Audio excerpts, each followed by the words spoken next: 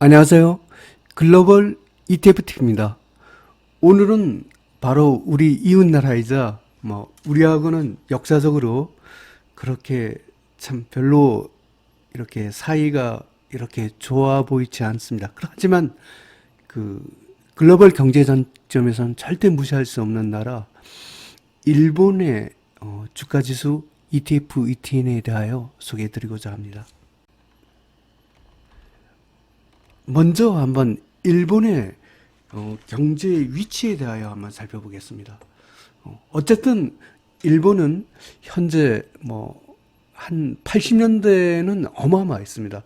거의 한 G2 국가가 됐지만 현재는 약간 주춤하고 있고 하지만 아직도 미국과 중국에 이어 세계 3위의 GDP를 보유하고 있는 경제대국입니다. GDP 국가 순위를 보면 1등이 미국이고 2등이 중국이고 현재 3등이 일본이 되겠습니다. 그 다음에 4등이 독일, 인도, 영국, 프랑스, 이태리, 브라질, 캐나다 이런 순으로 그 세계 GDP 되겠습니다. 어쨌든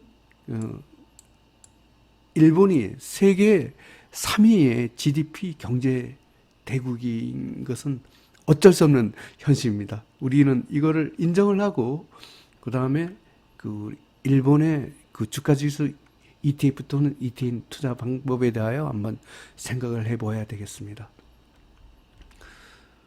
그런데 일본에 대한 상당히 좀 부정적인 어떤 경제의 입장으로 보면 국가 부채 비율이 너무 높다. 230%다. 이런 게 있습니다. 현재 일본의 국가 부채 비율은 전 세계에서 가장 높습니다. 국가 부도 사태에 위기에 처했던 그리스, 피그스라 하야 별로 안 좋았던 이태리보다도 굉장히 높습니다. 미국이 조금 높은 것은 미국은 기축통화 국가이기 때문에 국가 부채 비율이 높아도 여기는 문제가 안 됩니다. 그냥 달러만 찍어내면 되기 때문입니다. 일본의 이렇게 국가 부채 비율이 굉장히 높은 것은 상당히 아베노믹스 이런 거하고도 좀 관계가 될 것도 같은데 문제는 다행히도 이 일본 국채를 갖고 대부분 보유하고 있는 것이 일본 국민들이라는 겁니다. 이런 면에서는 국가 부채 비율이 높은데도 불구하고 위험성은 상대적으로 낮다고 이렇게 보겠습니다. 또 일본 경제를 갖고 굉장히 무시할 수 없는 것은 아까 국가 부채 비율이 굉장히 높다고는 하지만 대외 또 채권도 많습니다. 2017년 기준으로 무려 한 3,500조 원의 대외 순채권이고 1조 2천억 달러의 예한 보유고를 보유하고 있습니다. 전 세계에 보면 세계 3대 채권국이 일본, 독일, 중국 순인데 일본이 가장 대채권이 많은 국가가 됩니다. 이것 때문에 일본의 엔화에 좀 안전자산으로 작용할 정도로 굉장히 국제 신용도가 높은 화폐를 또 보유하고 있는 국가이기도 합니다. 그러면 일본 경제의 역사를 갖고 한번 공부를 해보겠습니다. 일본 경제의 역사를 하면 잃어버린 20년 또 현재의 아베노믹스 이걸 갖고 한번 봐보겠습니다. 지금 미국과 중국이 약간 진정되어 있기는 하지만 현재 미중 무역 협상을 갖고 진행 중이고 또 미중 무역 전쟁을 갖고 진행 중입니다. 하지만 이 거의 한 3, 40년 전에 똑같은 현재 중국과 같은 상황이 있은 국가가 있었는데 바로 일본이었습니다. 1980년대에 일본은 정말 막강했습니다.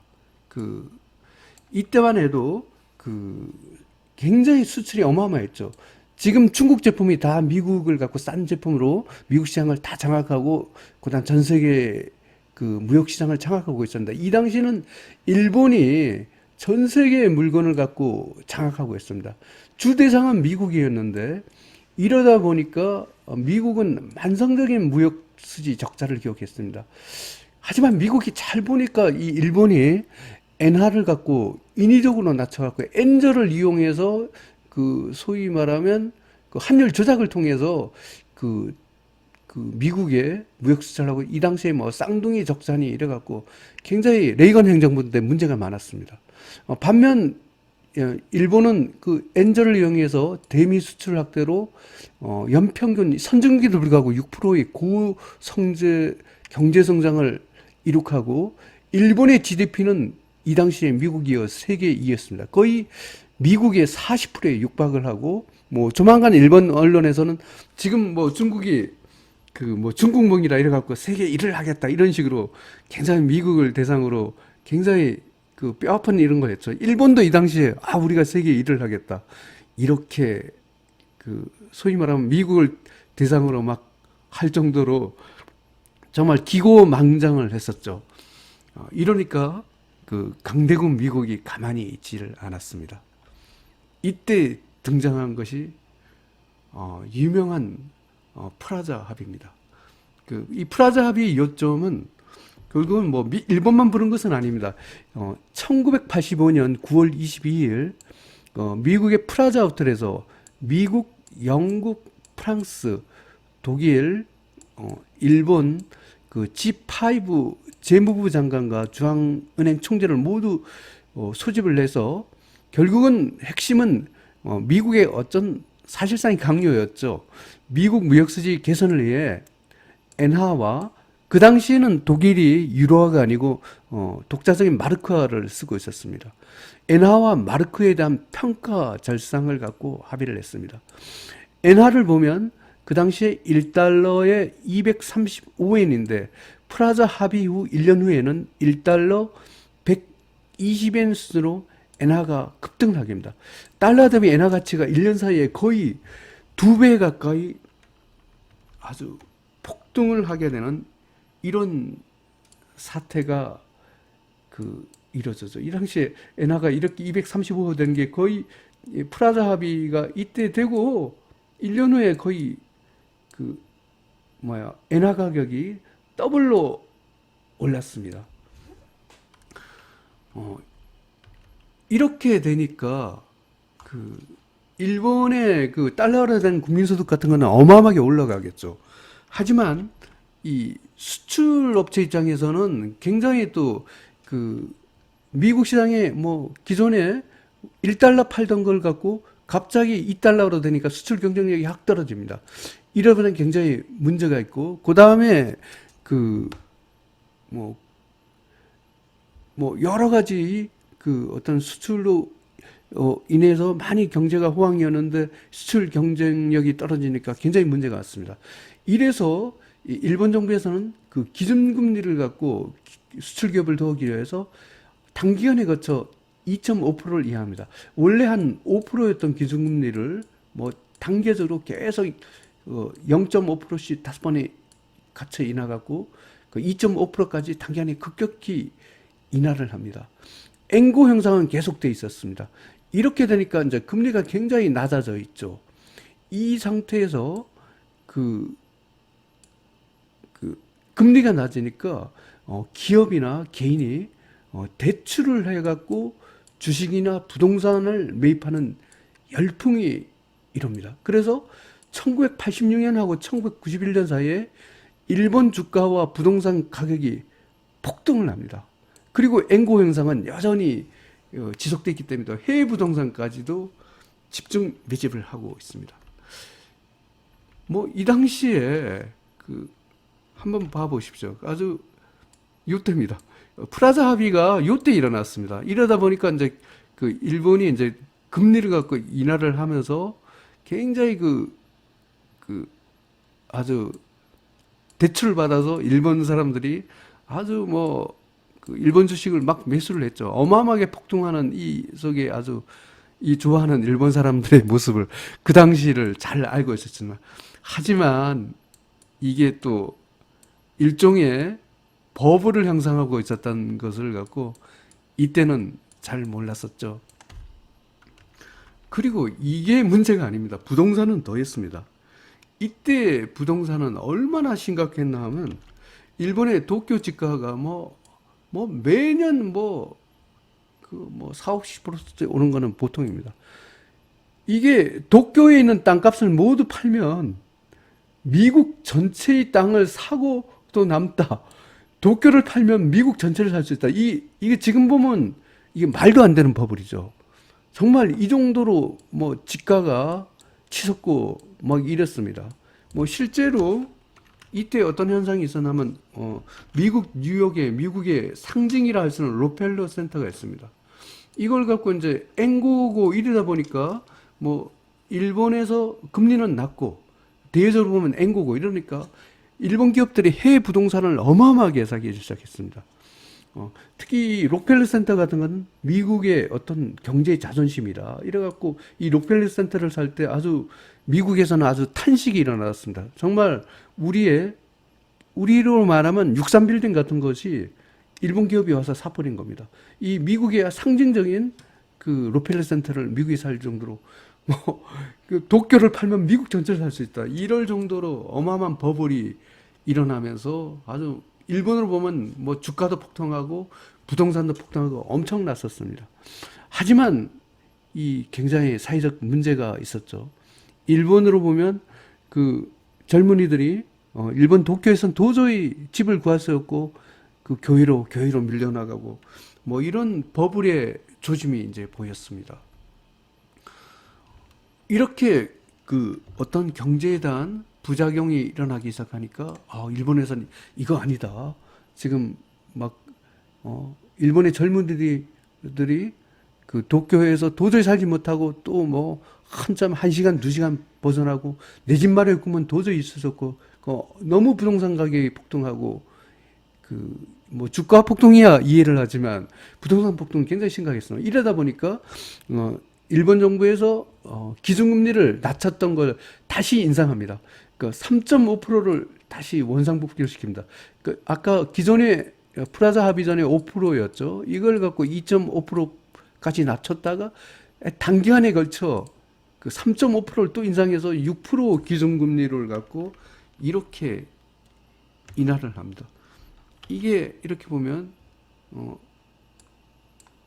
프라자 합의가 요때였습니다.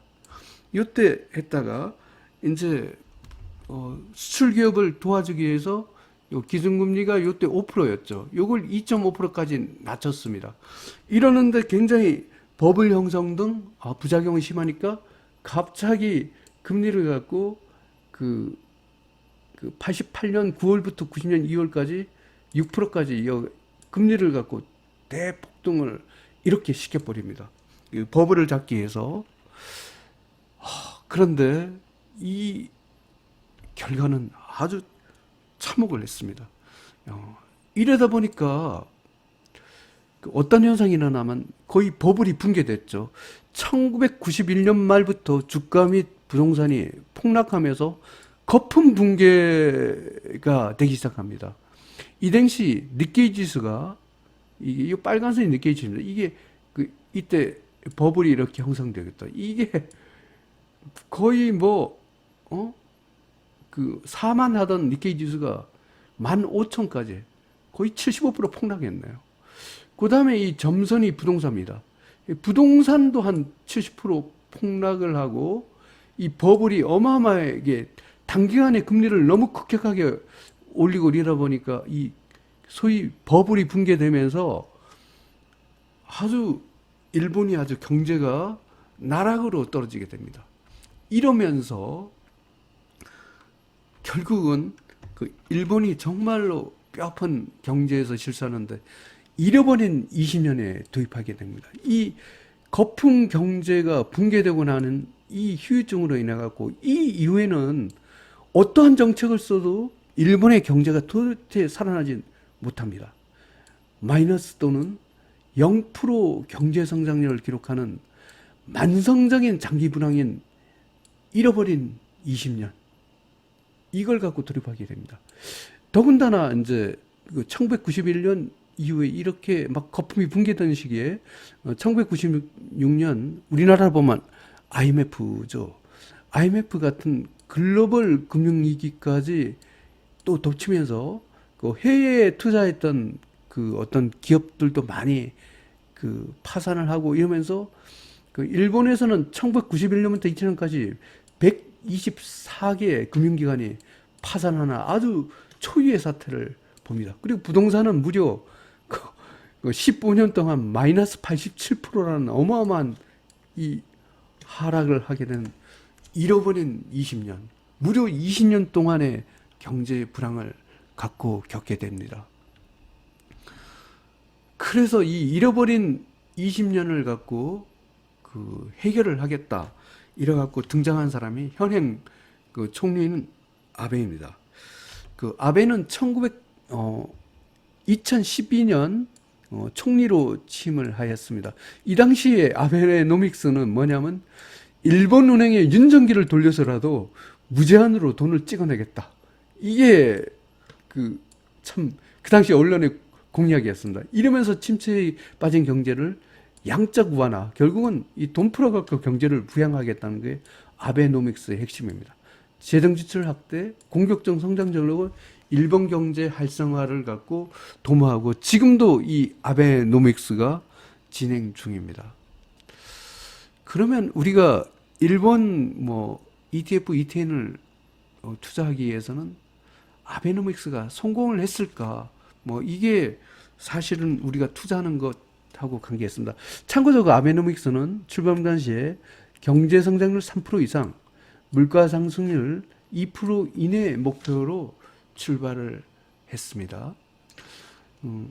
한번 이 아베노믹스의 공과를 한번 보면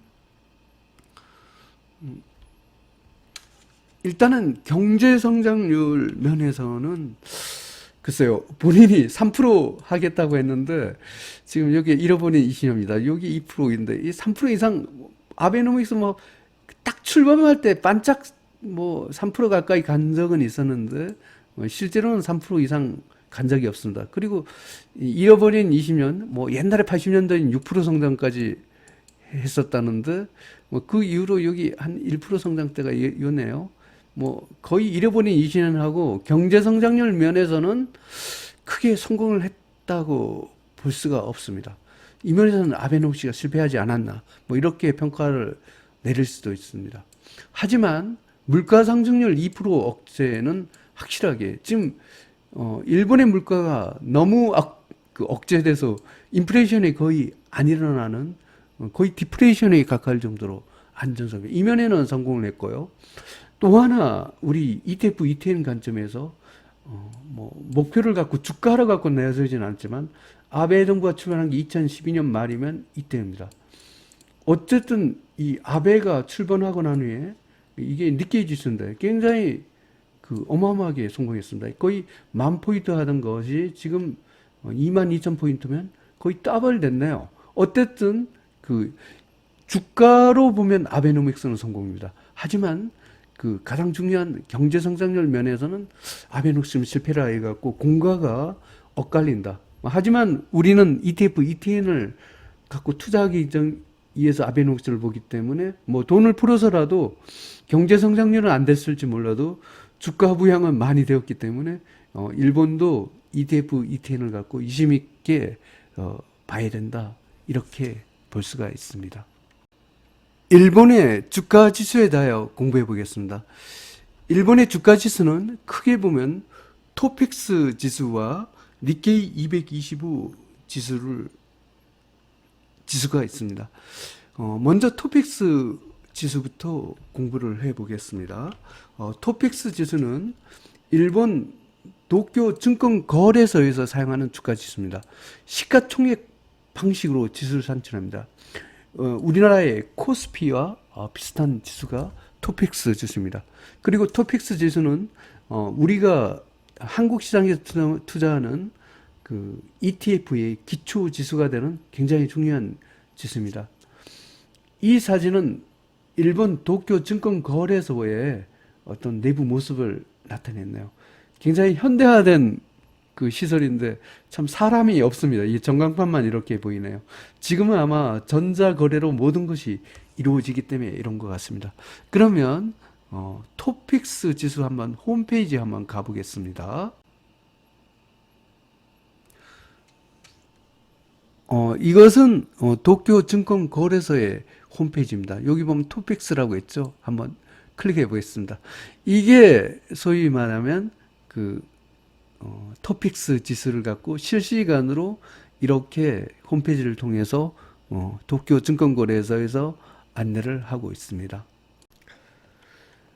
일본 주가 지수와 관련하여 우리가 또 많이 들어본 지수가 니케이 225 지수입니다. 니케이 225 지수는 그 도쿄 증권거래소 225개 종목을 대상으로 산출하는 가격에 대한 평균 지수다. 그 시가총액 방식이 아니라 단순 가격 평균 지수다. 이렇게 볼 수가 있습니다. 이것은 처음에는 도쿄 증권거래소가 이거 관리를 하였으나 1970년대부터 니혼 케이자이 신문사, 일본 경제신문이죠. 이 신문사가 니케이 지수를 갖고 관리를 하고 있습니다. 한번 홈페이지에 가보겠습니다. 니케이 225 그 홈페이지에 와 있습니다. 이게 실시간으로 니케이 지수를 갖고 이렇게 안내하고 있습니다. 일본 주가지수 ETF, ETN 투자 방법에 대하여 설명드리겠습니다. 먼저 미국 시장을 통해서 일본 주가지수에 투자할 수도 있고 한국 시장을 통해서 일본 주가지수 ETF, ETN 투자를 할 수가 있습니다. 먼저 미국 시장에 대한 에서 일본 주가지수 ETF, ETN 투자를 하는 방법을 갖고 소개해드리고자 합니다. 미국 시장은 뭐 전 세계 ETF가 다 있죠. 뭐 일본도 당연히 있습니다. 미국 시장에서는 3배짜리, 뭐 1배짜리 또는 이런 레버리지 ETF를 갖고 살 수가 있습니다. 이것은 국내 증권회사의 해외 주식 계좌를 갖고 개설하고 난 후에 미국 시장에서 JPNL 일본 3배 레버리지죠. EWJ 1배짜리입니다. 뭐 이런 걸 갖고 매수하는 것을 얘기합니다. 미국 시장의 장점은 주가가 일본이 지금 굉장히 상승할 것 같아 이러면 3배 레버리지 ETF로 많은 수익을 거는 것이 가능합니다. 단점은 수수료가 비싸서 거래 비용이 많습니다. 그러면 한번 그 미국 시장에 가서 그 일본 주가지수 ETF를 한번 사 보겠습니다. 미국 시장에 국내 해외 증권 계좌의 그 해외 주식 계좌를 이용해서 내가 JPNL을 갖고 사고 싶다. 이렇게 하면 JPM의 일본 3배 레버리지 ETF입니다. 이걸 갖고 사시면 되겠습니다. 한국 시장에서도 뭐 일본 주가지수 ETF, ETN을 투자하는 데는 아무 지장이 없습니다. 한국 시장은 2배짜리 ETF가 있고 1배짜리도 많습니다. 대표적인 것으로 뭐 국내 주식계좌로 킨덱스 일본 타픽스 레버리지 가라고 H 여기 일본 주가지수 ETF에서는 가장 거래량이 레버리지 ETF에서는 가장 많더라고요.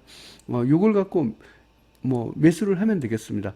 한국 시장은 그 수수료가 0.015%로 굉장히 저렴하죠. 그 거래 비용이 거의 없습니다.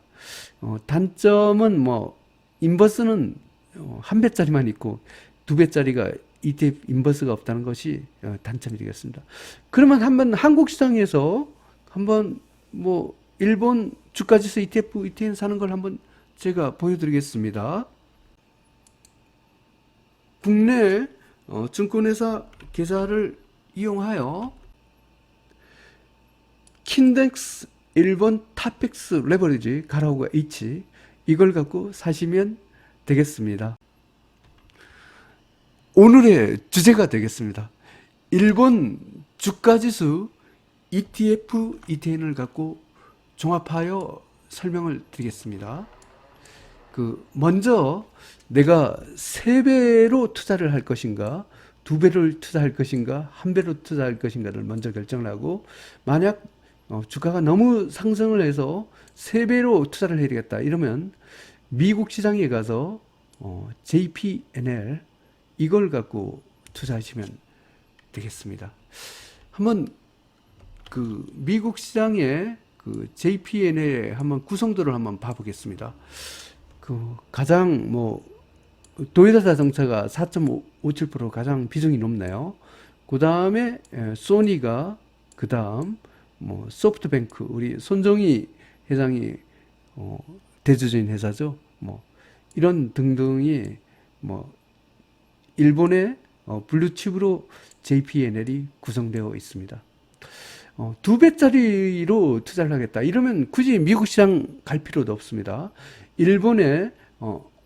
일본 주가 지수와 관련해서 한국 시장에서 킨덱스 일본 탑픽스 레버리지 가라고 H 이걸 갖고 사시면 되겠습니다.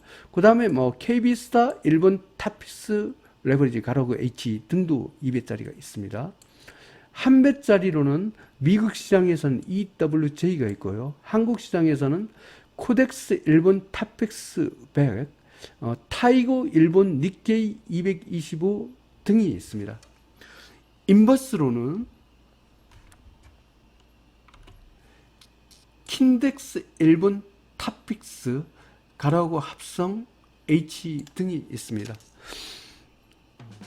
오늘은 이웃나라이자 세계 3위 경제 GDP 3위의 경제대국이죠. 일본 주가지수 ETF, ETN에 대하여 소개해드렸습니다. 일본은 우리하고는 역사적으로는 그렇게 좋지 않은 국가지만 우리가 투자의 관점에서는 그런 것보다는 수익이 많이 나면 일본도 또 많이 오를 수 있는 국가입니다. 그리고 현재 일본 주가가 굉장히 좀 안정적으로 움직이는 것 같습니다. 그리고 일본 주가는 상당히 선진국형 주가이기 때문에 어떤 글로벌 경제 위기나 팬데믹 위기 이런 데에서 상대적으로 이머징 마켓 국가 주가에 비하면 안정적이다. 좀 덜 하락하고 또 상승할 때도 상당히 좀 안정적으로 상승하는 좀 그런 면이 있습니다. 그런 면에서 일본의 주가지수 ETF, ETN도 굉장히 관심을 갖고 투자를 하는 것이 좋을 것 같습니다. 글로벌 ETF TV 시청자 여러분, 오늘 공부하신 일본 주가지수 ETF, ETN 정보를 잘 활용하여 많은 수익을 거두시길 바랍니다. 감사합니다.